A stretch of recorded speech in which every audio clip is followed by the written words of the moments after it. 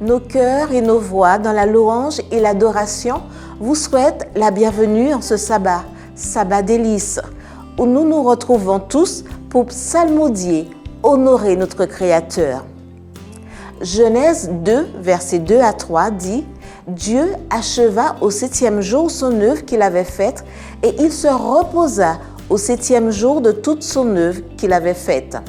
Dieu bénit le 7e jour et il le sanctifia. » Jésus a enseigné que le jour du sabbat a été fait pour notre bien. L'objectif du sabbat est de nous donner un jour par semaine où nous dirigeons nos pensées et nos actions uniquement vers Dieu, où nous passons plus de temps en famille. Ce n'est pas simplement un jour pour nous reposer de notre travail. C'est un sabbat délices, un jour sacré pour adorer et vénérer Dieu. Le repos de nos activités quotidiennes ordinaires libère notre esprit et lui permet de méditer sur les questions spirituelles. Entrons dans ce saint jour et apprécions ses bénédictions. Bon sabbat, sabbat délices.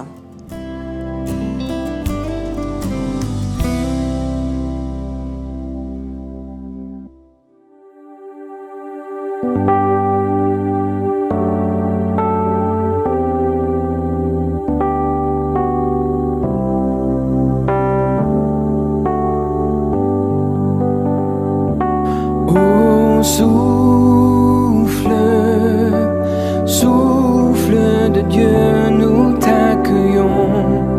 Viens purifier nos cœurs. Oh, souffle de Dieu, nous t'accueillons. Viens purifier nos cœurs. Rends-nous souples devant toi, à l'écoute de ta voix.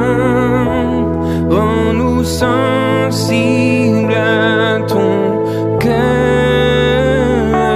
Sois le roi, sois le Seigneur. Oh, souffle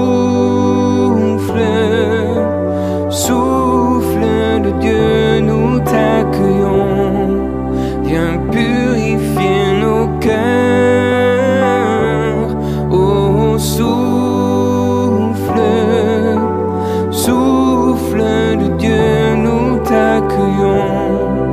Viens purifier nos cœurs. Quand ton peuple s'humilie, renouvelle en lui ta vie.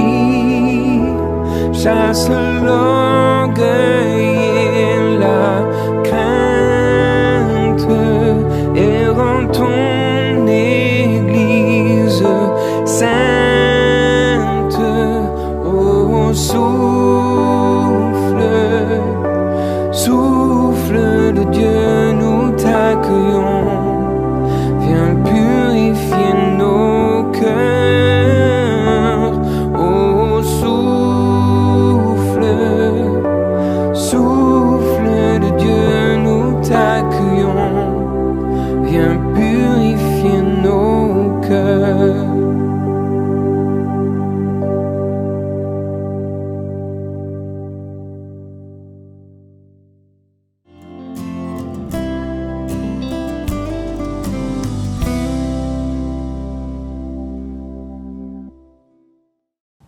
Psaume 93. L'Éternel règne, il est revêtu de majesté. L'Éternel est revêtu, il est saint de force. Aussi le monde est ferme, il ne chancelle pas. Ton trône est établi dès le temps ancien. Tu existes de toute éternité. Les fleuves élèvent, ô Éternel, les fleuves élèvent leur voix. Les fleuves élèvent leurs ondes retentissantes. Plus que la voix des grandes, des puissantes eaux, des flots impétueux de la mer, l'Éternel est puissant dans les lieux célestes. Tes témoignages sont entièrement véritables. La sainteté convient à ta maison, ô Éternel, pour toute la durée des temps. Maintenant, voici notre méditation. Bonne appréciation.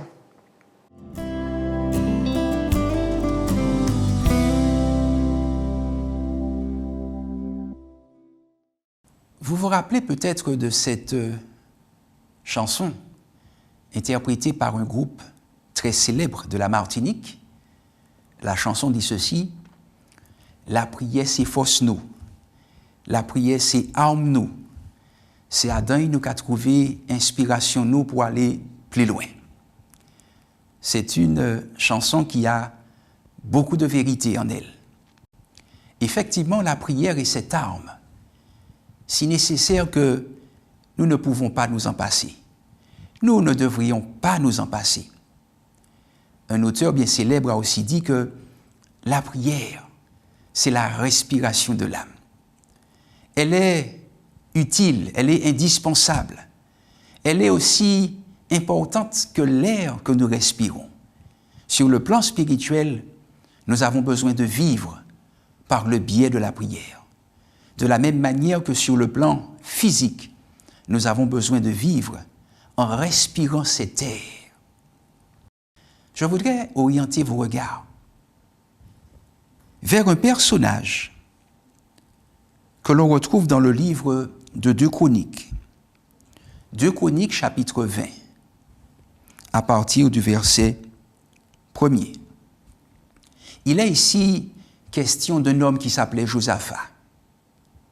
Josaphat, à un moment donné de son existence, a dû faire face à des ennemis puissants. La Bible nous dit dans 2 Chroniques, chapitre 20, à partir du verset 1er, je lis: après cela, les fils de Moab et les fils d'Ammon, et avec eux des Maonites, marchèrent contre Josaphat pour lui faire la guerre. On vint en informer Josaphat en disant: une multitude nombreuse s'avance contre toi depuis l'autre côté de la mer, depuis la Syrie, et ils sont à Hatzat-Son-Tamar, qui est En-Gedi. La Bible nous dit que Josaphat a pris connaissance qu'une coalition ennemie était en chemin pour le combattre. Et la Bible nous indique ce qui va se passer chez Josaphat, puisqu'au verset 3, nous lisons ceci: dans sa frayeur, Josaphat fut effrayé à l'idée qu'une armée s'avançait à une allure extraordinaire vers lui. Et il fut effrayé parce qu'il voyait cette perspective de la mort. Il sentait que ses jours atteignaient leur fin. Et c'est ainsi que l'angoisse, la peur, la frayeur se sont emparés de Josaphat. Josaphat aurait pu consulter je ne sais quel voyant pour savoir quelle serait la meilleure chose à faire. Josaphat aurait pu sombrer dans la désespérance, dans le désespoir le plus total, car la mort semblait inévitable. Mais la Bible nous dit, Josaphat, dans sa frayeur, il se disposa à rechercher l'Éternel et il publia un jeûne pour tout Juda. Dans certaines situations, nous sommes tellement pressés, oppressés, que l'angoisse, que la frayeur peut nous envahir. Et nous ne savons que faire. Et nous nous posons des questions. Et nous tombons parfois dans la déprime, voire même dans la dépression. Et nous n'avons pas toujours l'idée de nous tourner vers Dieu. Josaphat n'a pas choisi d'autre solution que celle d'orienter ses regards de se tourner vers celui-là seul qui pouvait lui venir en aide, le Dieu d'éternité, le Dieu tout-puissant. Vous qui m'écoutez, vous qui me regardez, il se pourrait que vous passiez par des circonstances extrêmement pénibles, peut-être la perspective de la perte de votre emploi, peut-être une maladie en phase terminale, peut-être un problème conjugal ou autre, un problème financier ou autre, et vous en perdez le sommeil. Vous vous dites, comment vais-je faire pour gérer cette situation-là? Qu'adviendra-t-il de moi? Comment vais-je faire pour affronter une telle problématique? Et la frayeur s'empare de vous. Comme Josaphat, je voudrais vous inviter à suivre son exemple et à vous tourner vers Dieu. Dans votre frayeur, dans votre peur, tournez-vous vers Dieu. Et le texte nous dit que Josaphat va invoquer l'Éternel au verset 4. Il va invoquer Dieu, c'est-à-dire qu'il va prier Dieu. Il va supplier Dieu de lui venir en aide. Parce qu'il sent qu'humainement parlant, il n'y a aucune possibilité d'échapper à ce danger, d'échapper à une mort imminente. Il va, dans sa frayeur, se tourner vers Dieu. Il va, dans sa frayeur, invoquer, prier l'Éternel. Et le texte nous dit que Dieu ne restera pas insensible. Dieu ne restera pas là, comme cela, sans rien faire. Mais le texte nous dit au verset 14, « Alors l'Esprit de l'Éternel saisit au milieu de l'assemblée Jacaziel, fils de Zacharie, fils de Benaja, fils de Jéiel, fils de Matania, lévite d'entre les fils d'Asaph. Et Jacaziel dit, de la part du Seigneur, il va dire ce qui suit, « Soyez attentifs, tout Juda et habitants de Jérusalem, et toi, roi Josaphat, ainsi vous parle l'Éternel. Ne craignez point et ne vous effrayez point devant cette multitude nombreuse, car ce ne sera pas vous qui combattrez, ce sera Dieu. » Josaphat a peur pour sa vie. Il a peur pour la vie du peuple qu'il dirige.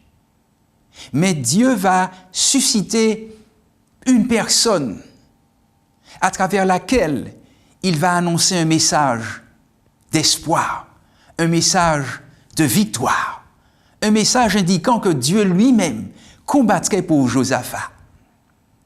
Je voudrais vous dire en ce jour que la situation qui est la vôtre, une situation de désespoir, une situation qui semble sans solution, une situation qui vous désespère, qui vous fait perdre le sommeil et la sérénité, je voudrais vous dire en ce jour, faites comme Josaphat.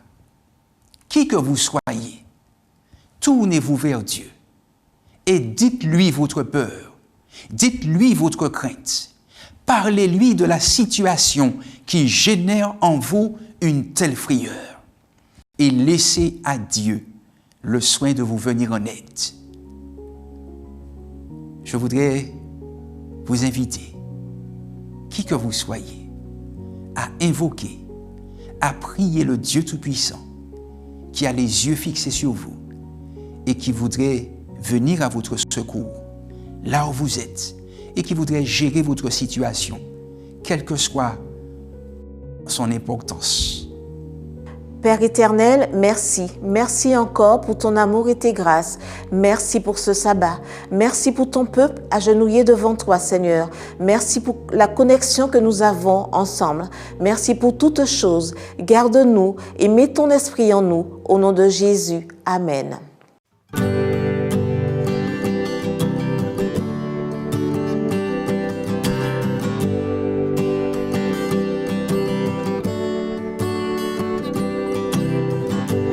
Je loue ton nom éternel. Seigneur, je célèbre ta bonté. Quelle joie tu vis en moi. Quelle joie tu viens pour nous sauver. Tu viens du ciel sur la terre, montrer la voie de la terre à la croix, payer pour moi, de la croix jusqu'au tombeau, et du tombeau jusqu'au ciel, je loue ton nom éternel.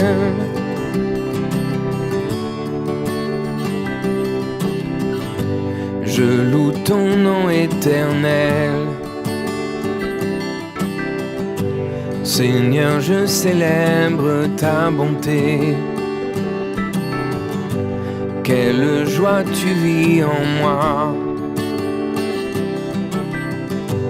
Quelle joie tu viens pour nous sauver. Tu viens du ciel sur la terre, montrer la voie de la terre à la croix, payer pour moi, de la croix jusqu'au tombeau, et du tombeau jusqu'au ciel, je loue ton nom éternel. Tu viens du ciel sur la terre, montrer la voie de la terre à la croix, payer pour moi, de la croix jusqu'au tombeau, et du tombeau jusqu'au ciel, je loue ton nom éternel.